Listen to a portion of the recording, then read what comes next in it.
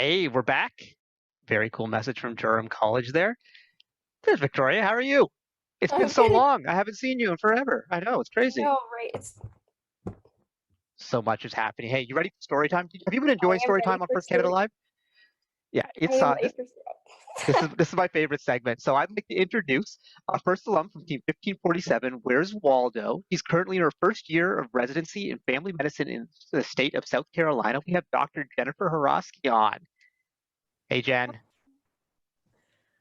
It Hi is guys. It is great to see you. You know what's crazy? The last time I saw you was at the Houston Championships in 2019, but you weren't there for the Houston Championships. You were there for a medical conference, naturally, because you're a doctor now. Yeah, no, I was there for the sports medicine conference. I didn't even realize that the at first was going to be there, and then I started seeing the signs going up towards the end of the medical conference, and I was like, "You've got to be kidding me right now!" Right. Yeah. Like, you can't get away from it. The program No. just kind of finds you. But it was cool because, like, I texted you, like, we went out for, a coffee or whatever, just like in the lobby of the hotel. We're surrounded by, like, it's across, like, it's like half firsters and half doctors. So it Yeah, was like yeah, this. it was like literally half sports medicine doctors and then half of first. It was like Yeah. my two worlds combined. Right. Right. It's perfect. And kind of like today's show, So this is Exactly. what we're doing. So, Jen, you've had like an incredible journey, and I don't think any of our audience really knows where it is. So, where did it start? Where did it go to, and where are you now? Okay. Well, so I was on team 1547, Where's Waldo? It was an all girls team in Whitby, Ontario. I actually joined when I originally joined First Robotics back in, gosh, was that like 2007? All of 2007. Yeah. Oh gosh. When I joined then, it was my grade 9 year. I was originally planning on going on the business side. But I thought I was like, oh, you know what? I'll go for a little bit of a challenge. I'll go on the tech team and just kind of dive into it. Fell in love with it. So I was on the tech team. I worked on the arm. That was like my main focus all 4 of my years of high school. And I was on the drive team as well. I did team captain in my grade 11 year, and then grade 12 I was science and technology prefect, so like I was in charge of science and technology for my school. So then from there I knew I was interested in medicine at that time, but I didn't know what way I kind of wanted to go at it. Because I enjoyed working on the arm of the robot and like mechanical joints and stuff like that. I applied mechanical engineering. I went to the University of Waterloo. Realized engineering wasn't for me. I made the switch into kinesiology, which basically is the same thing, but the study of human movement. So I did all biomechanics courses basically in that too. Decided that wasn't enough schooling for me. Went to medical school in the Caribbean. I was there for 16 months, and then I did training in the States in New York City, LA, and Chicago. And now I'm in Myrtle Beach, South Carolina. Wow. So that's you really have been all over the place. So I just touched on a lot of things there, Jen, and I want to capture some of them. And so one of the things I think is really important for our audience is you said you started in mechanical engineering and then you switched. And I think it's really important for students out there who are making decisions to know that it's okay to switch, right? Oh, yeah.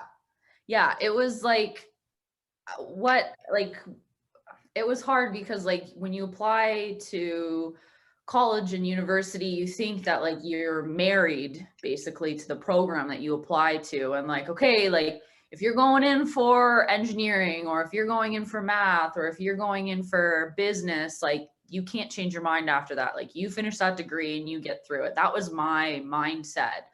um and coming to terms with the fact of like it's okay to change your mind, and it's okay to think like, oh, okay, like I thought that this is what I wanted to do, but now that I'm in it, like there are aspects of this that I do enjoy, but ultimately that's not my dreams and my passion. And I actually am more interested in something else. And it's okay to have those thoughts and those feelings and to change your mind if something else is calling to you more.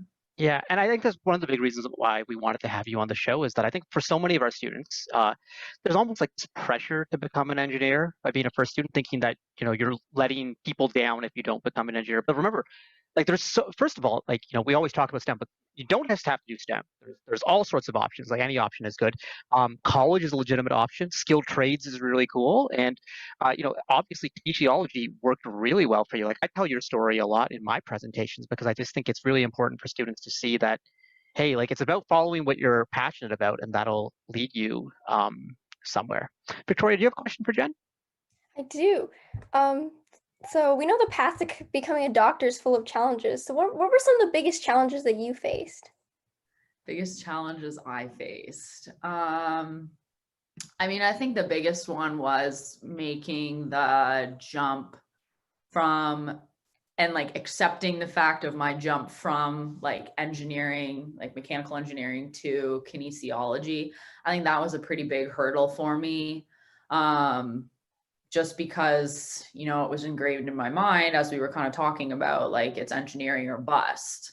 But there's so many different things that you can do with engineer, like with FIRST, for example. Like I utilized the skills that I developed in like developing the robotic arms on all of our robots for 4 years. I mean, like that was still entirely applicable in my kinesiology degree, because towards the end of my degree, like I was in biomechanical modeling of human movement. Like I had Excel sheets going, working out like the physics of it, like static, and like I was doing everything that I did in FIRST, but it was a more entertaining for me, but it was a more humanistic approach, which is what I ultimately enjoyed more.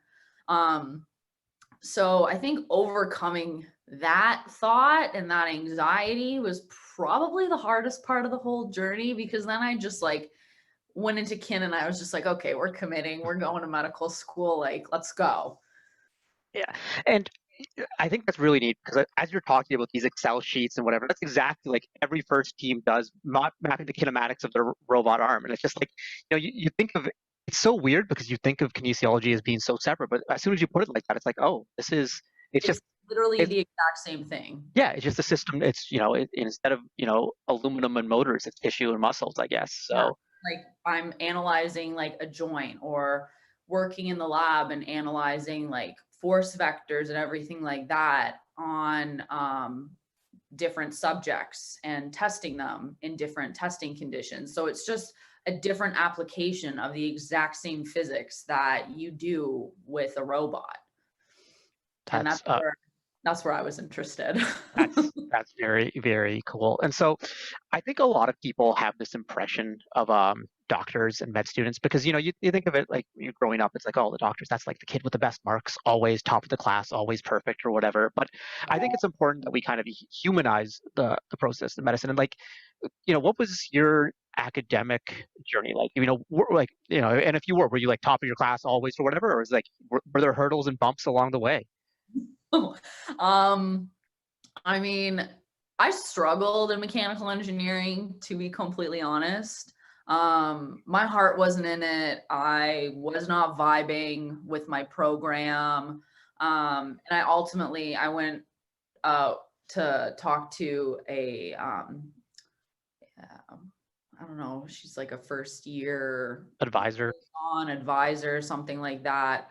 So I went to speak with this person about it, just because like I know when I need help. So I decided, to go speak with someone because I realized that I was stuck between a rock and a hard place at this point. So I went to speak with them, and ultimately they told me to drop out. They told me to drop out of undergrad. I was not ready for it. And that was how we left that meeting. I left crying, called you, and sorted my life out. And I went into like after that meeting, I realized I was like, okay, this is definitely not for me. Had to revamp my brain and everything like that. And I went into kin. Was I top of my class in kinesiology? No, I wasn't the smartest. I also wasn't at the bottom, but I wasn't the smartest. I mean, I worked my butt off. I worked very hard for my grades. It was the same thing in medical school. Studied really hard. I've always been a hard worker, and I've always learned, like I've always known that I work well and have good time management skills. And it was all because of, having to have good time management skills in high school because of robotics. So I found that skill really like carried through to not only undergrad, but to medical school, and now working in practice. So it really, like in medicine, it's not like we're not on a pedestal, like we're not any better than anybody else. Like I still turn off my alarm when I'm sleeping. I still rush out my door in the morning. I still spill my coffee.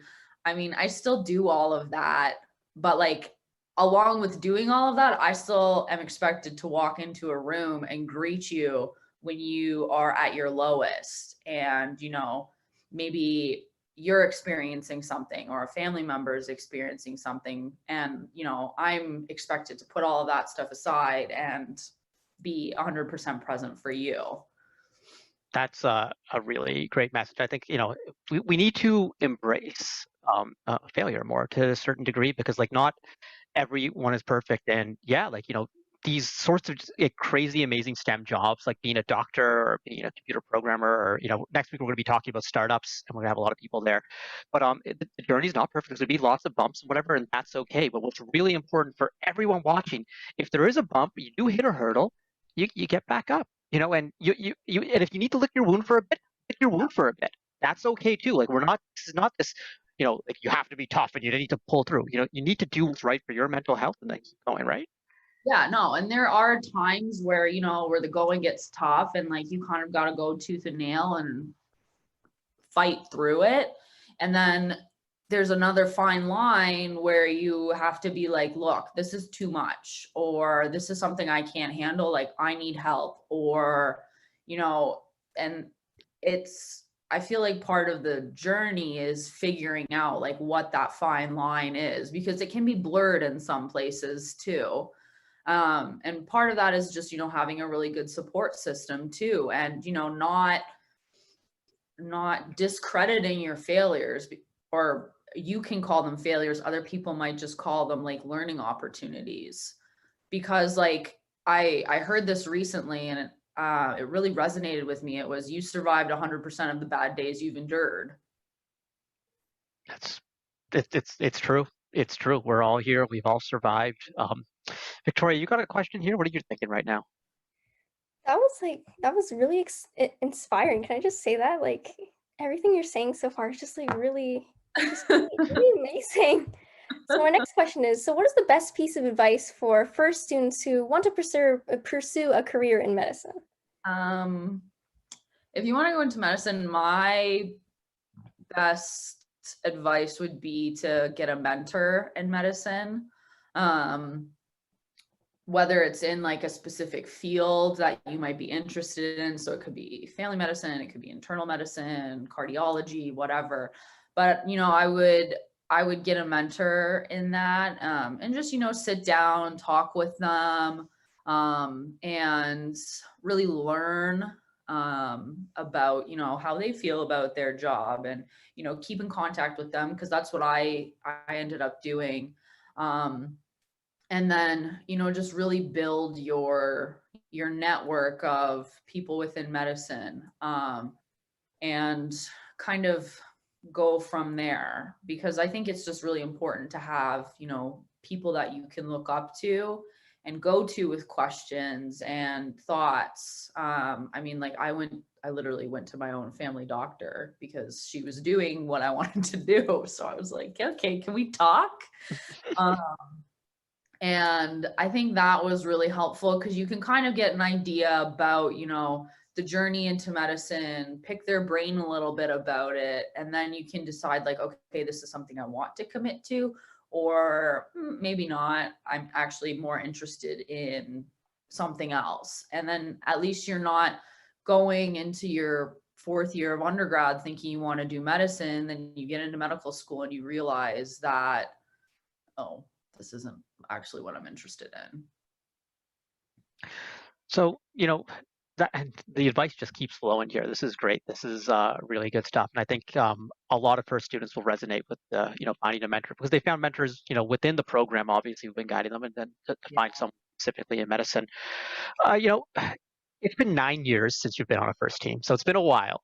But do you still find that, you're still like, you'll be trying to diagnose a patient or doing something where you're still drawing upon skills that you developed back when you were on Waldo? Oh, of course. Yeah. As I was saying, like the time management was a huge thing that, got me through medical school and is now getting me through my everyday practice of whether it's in the pediatric ICU, the neonatal ICU, or on the inpatient wards.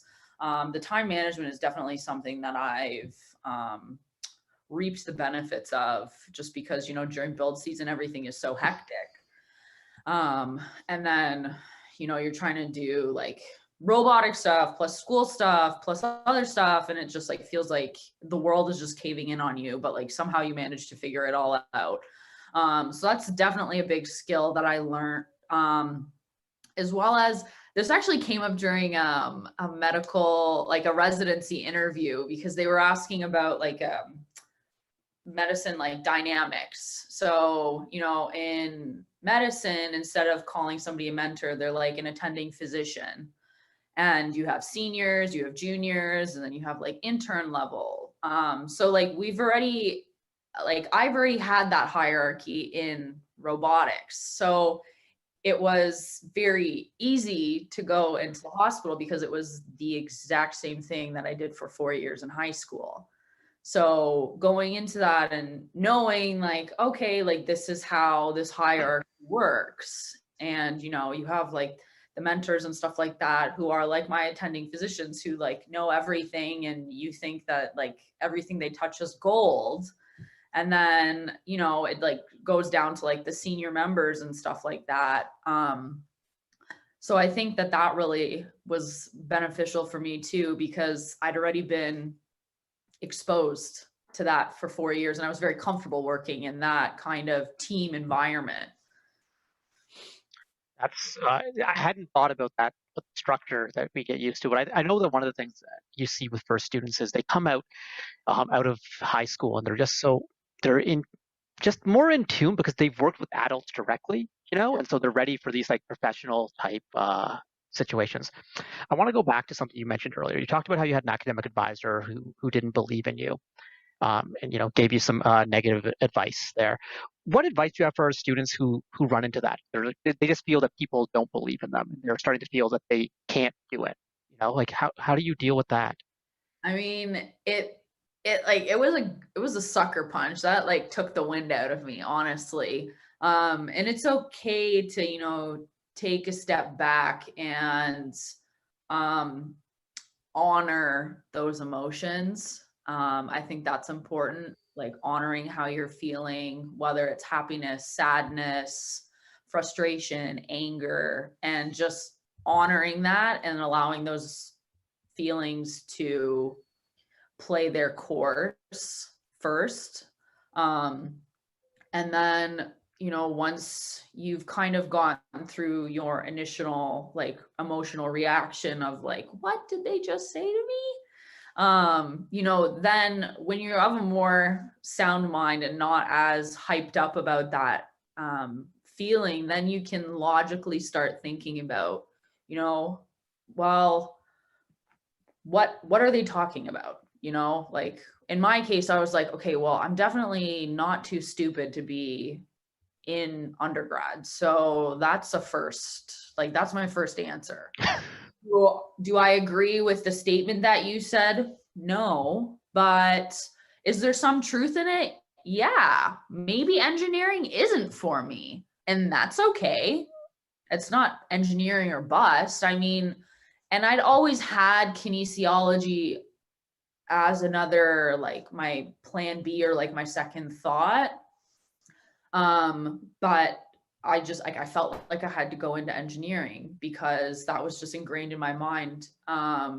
And so when I had time to actually like process through my initial emotions and honoring them, and then going into my secondary emotions and being like, okay, let me think about this logically now with a sound mind.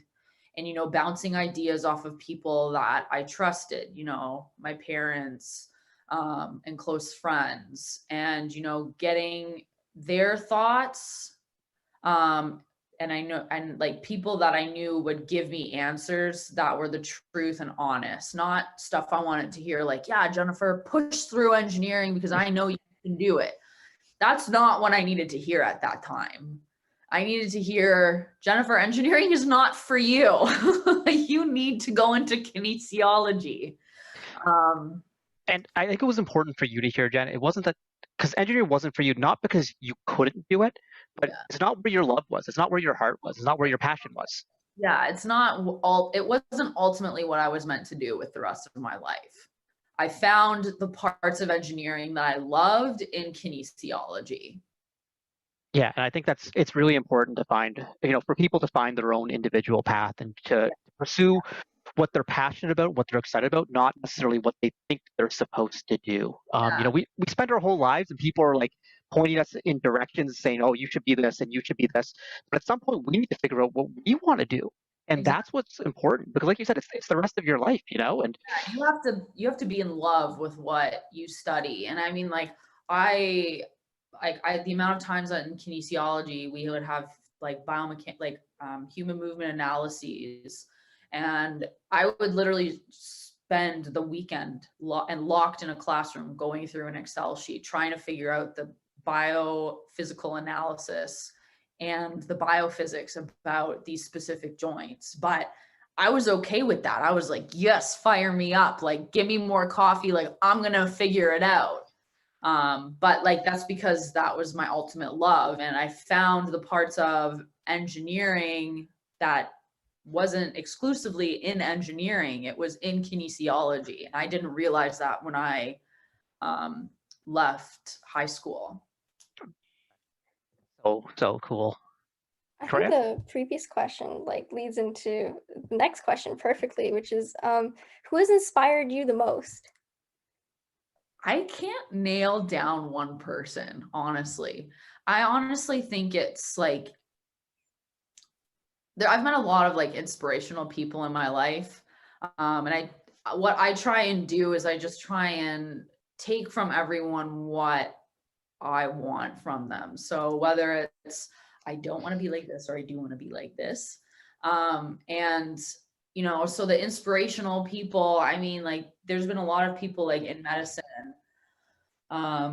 like female mentors and stuff like that, that I've really looked up to. But I mean, like, it's like, I'm inspired by everybody who works hard for their dreams and their goals, honestly. Because like that fuels my fire, because I'm like, yes, keep going. Like you can do this. And, you know, everyone kind of is supporting everybody else. So, I mean, I'm inspired by everybody who has a story, which is literally everybody. That's a really, really neat way of looking at it. I had a guess for your answer. I thought you were going to say your parents, or especially your dad. So I'll say your parents because they're awesome. So shout out to your parents if they're watching, and that sort of thing there. I recognized you even if Jen didn't, you know, I'll just throw that one out there. Cool. I mean, I guess they're inspirational too, but Yeah, that is for sure. And so you mentioned that you went to, so you did your undergrad at Waterloo, so, you know, local or whatever, but you went abroad for med school. And Yeah. so, you know, I don't think we've had any of our guests on Storytime who've, you know, done education abroad. I'm trying to think, you know, maybe we did. I don't know. Maybe we had someone who went out to California at some point, but what was it like doing med school abroad? It was tough. I was on a developing island in the Caribbean, Dominica. It is not the Dominican Republic. I made that. It is Dominica, separate island. And I mean, it was an adjustment. It's definitely different to being in um, a city, you know, with running water and stable electricity. But I mean, Dominica, it's known as the Nature Isle. So it's a lot of like trails and snorkeling and stuff like that. It's a very small and quiet island. So adjusting to dark, muddy water after any rainstorm, if you don't pay, like if you don't prepay your electricity bill, your electricity goes off in the middle of the night and then you're sweating, but you can't pay for it until the convenience store opens the next morning. That was just a big adjustment, but it was also good in the sense of like, I had no distractions there. But I mean, I think it was a really good experience. Just, you know, a life experience. And I think it really shaped the doctor that I am today, just because of the stuff that I saw. And yeah, no. So I recommend it, just because I think it's awesome to see a different part of the world and how they do things, and it makes you, you know, process and think like, oh, okay, this is how it's done here in comparison to home. And it just shows how lucky we are to have the health system that we do. Yeah, I think it's such an important perspective for people to travel if possible. And first of all, we understand not everyone has that opportunity, so like, you know, let's understand that. But a lot of it comes down to deconstructing privilege, you know, and to kind of examine how things are done, and especially in the world of medicine. I think sometimes there's this thought that, oh well, everything we do in the West is automatically better, but there's so many things to learn from, because scarce resources comes up with, you know, really ingenious techniques. We see that in robotics, where there's teams who have fewer resources, and then you look at the robots, you're like, wow, I never would have thought that. I just would have slapped a COTS part on it, but they couldn't, and so they came up with a new way that's super ingenious, and that's really neat sort of thing to think about. So I'd be remiss if we didn't ask you this question, because we haven't had a doctor on the show before, but right now we're in the middle of a global pandemic. Yeah. And is there any advice you have in general, just any, you know, messages from the professionals that you'd like to share with all of us? I mean, I know Canada is a little bit more strict than in the States, but I mean, the stuff that I've really been telling like every single one of my patients that I've been seeing, I said it like a million times today in clinic during my patients, but I mean, it's important to still obviously socially distance and, you know, keep wearing your masks and stuff like that. Don't congregate. We had a 2.5-hour lecture a few weeks ago, and, you know, because it's such a new virus, you know, we're learning things about it as more studies are being done and more people are analyzing it. So there's still a lot we're trying to learn about it. And I mean, like, just to kind of put things more into perspective, like there was a study that I was reading recently that said that, you know, a person was sitting near somebody that had the virus but was asymptomatic at the time but was shedding it, and they caught the virus 13 feet away. So I mean, even the 6-foot thing isn't, because I mean, it can still go farther. So we are still learning a lot about the virus. And I mean, it sounds like the information keeps on changing for us too. But I mean, it's just really important to, you know, stay socially distanced. Just because the bar's open or restaurants open or, you know, gyms open, you know, that doesn't mean that you should go. So that's what I tell all of my patients. And, you know, the vaccine will come out sometime next year. And it's going to be very similar to the flu vaccine. You know, it's not going to be 100% perfect, but we're hoping that it does protect somewhat against, you know, some of the sequelae, which are terrifying, to be honest. All right. We got a question here from chat. So Jen, are you coming back to Canada at some point? What are your next steps?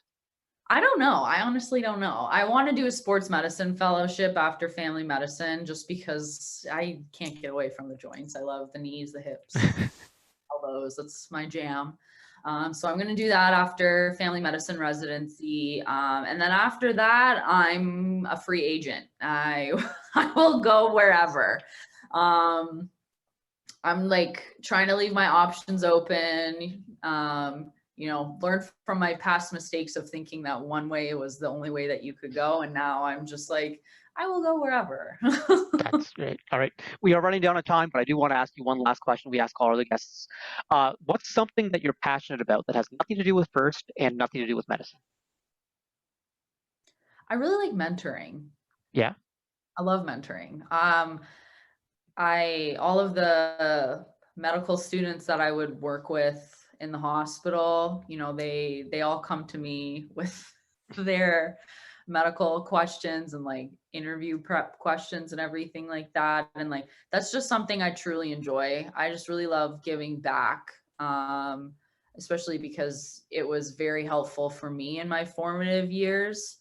So I just think it's really important for people to have a mentor that they can trust and, ask questions to and, feel comfortable. So that's something I'm really passionate about, just helping out. On that note, Jen, if there's FIRST students watching this today who are wanting to go into medicine, wanting to enter that world, or just, looking for some advice, how can people reach out to you? Come on over, shoot me an Instagram message or find me on Twitter. I'll be more than happy to answer your questions, talk. I thrive off of that stuff. What are your social media handles? So they can find. But I will answer. What are your social media handles? Dr.Jen_MD. That's my Instagram.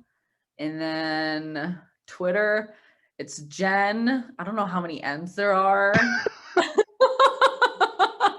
I'm so bad. That's awesome. But look, 3 N's. Look Jen up and you find that. Before we go, Victoria, do you have anything you want to say to Jen before we go? Man, thank you so much for being here. That was an amazing panel, amazing story time. I certainly learned a lot. Thanks for having me. Yeah, thanks, Jen. It's always great to catch up with you. Thanks for being an inspiration, and thanks for everything you're doing right now. And thanks, being on the front lines right now. We can't thank our frontline workers enough, and you're one of them. So thank you for all of that. This was a great segment, folks. But we're going to be back in just a little bit. The Hoot Challenge coming up in just a few seconds.